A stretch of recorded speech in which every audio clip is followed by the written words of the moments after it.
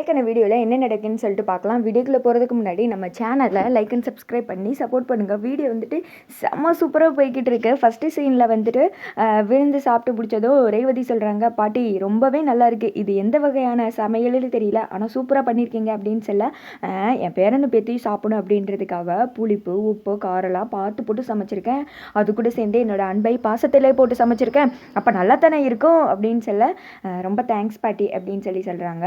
அதில் என்ன அத்தா இருக்குது, நீ போய் கை கழுவிக்கோ அப்படின்னு சொல்லிட்டு ரேவதி போனதுக்கப்புறம் இப்போ தான்ப்பா எனக்கு நிம்மதியாக இருக்குது, இன்றைக்கி 2 பேரும் இப்படி ஜோடியாக உட்காந்து சாப்பிட்றத பார்க்க இந்த ஆட்சிக்கு எவ்வளோ சந்தோஷமாக இருக்குது தெரியுமா, கூடிய சீக்கிரம் இது மாதிரியே என் பையனும் இந்த வீட்டுக்கு வந்து இந்த ஊரில் கும்பாபிஷேகம் நல்லபடியாக நடந்தால் அதுவே எனக்கு போதும் அப்படின்னு சொல்ல, பாட்டி இன்றைக்கி எதுக்கு கவலைப்படாதீங்க, நான் தான் சொல்கிறேன் கண்டிப்பாக இதெல்லாம் நல்லபடியாக நடக்கும், மாமா இங்கே வரத்தான் போகிறாங்க அப்படின்னு சொல்ல, இன்றைக்கி சொல்கிறதெல்லாம் நடத்தி வைப்பான் அந்த அப்பா முருகன், எனக்கு நம்பிக்கை இருக்குது அப்படின்னு சொல்ல, சரிங்க பாட்டி அப்படின்னு சொல்லிட்டு கார்த்தி வந்துட்டு சாப்பிட்றாங்க. நல்லா சாப்பிடு ராசா அப்படின்னு சொல்லிட்டு ரேவதியை நல்லபடியாக பார்த்துக்கோ, அவள் எது கோவப்பட்டாலும் நீ எது பெருசாக கண்டுக்காத அப்படின்னு சொல்ல, சரிங்க பாட்டி அப்படின்னு சொல்லிட்டு கார்த்தி அமைதியாக உட்காந்துட்டு இருக்காங்க. அந்த திக்க ரேவதி சாப்பிட்டு வரும்போது ஃபேமிலி ஃபோட்டோ இருக்குல்ல, அதை வந்துட்டு பார்க்குற மாதிரி வந்துடுறாங்க. டக்குன்னு வந்துட்டு பாட்டி வந்து கூப்பிட்டதுமே ஃபோட்டோ வந்துட்டு பார்க்காத மாதிரி திரும்பிடுறாங்க.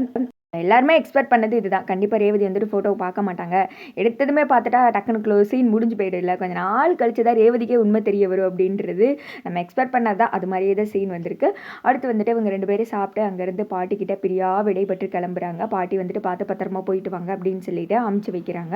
வீட்டுக்கு வந்ததுமே சாமுடி சரவுக்கு கேட்குறாங்க, விருந்தெல்லாம் எப்படி இருந்துச்சு அப்படின்னு சொல்ல, நல்லா இருந்துச்சு அப்படின்னு சொல்லிட்டு ராஜா சொல்கிறாங்க. இப்போ அந்த கிளவி மூஞ்சி கொண்டு போய் எங்கே வைப்பான்னு பார்ப்போம், உன்னை பார்த்ததுமே அப்படியே விறுவிறுத்து போயிருப்பா அப்படின்னு சொல்லிட்டு இவங்க பேசிட்டு இருக்காங்க.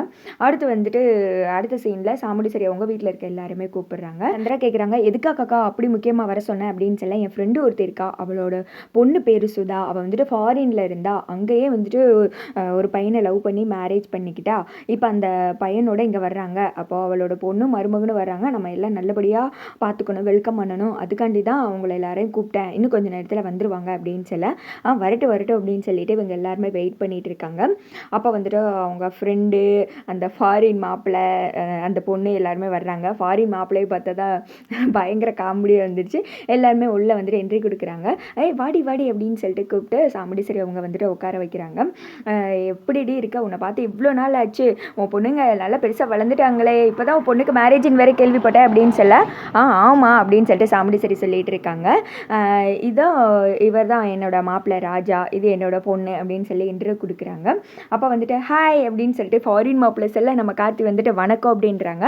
இல்லை அப்புறம் வந்து சாமுடி சரி இங்கிலீஷ்லேயே சொல்கிறாங்க, என் மாப்பிள்ளைக்கு வந்துட்டு இங்கிலீஷ்லாம் தெரியாது, அவருக்கு பேச தெரியாது அப்படின்னு சொல்லிட்டு இங்கிலீஷ்லேயே சொல்ல, அத்தை வெயிட் 1 நிமிஷம் அப்படின்னு சொல்லிட்டு, ஹாய் ஐ எம் ராஜா, என்னோட ஒய்ஃப் ரேவதி அப்படின்னு சொல்லிட்டு கட்டன்னு கார்த்தி வந்துட்டு இங்கிலீஷ்லேயே பேசுகிறாங்க. அதை பார்த்தது எல்லாரும் அப்படின்னு பார்த்துட்டு இருக்க, ரேவதி இது என்ன அப்படின்னு சொல்லிட்டு கார்த்தியை ஒரு மாதிரி ஆச்சரியமாக நின்று பார்த்துட்டு இருக்காங்க.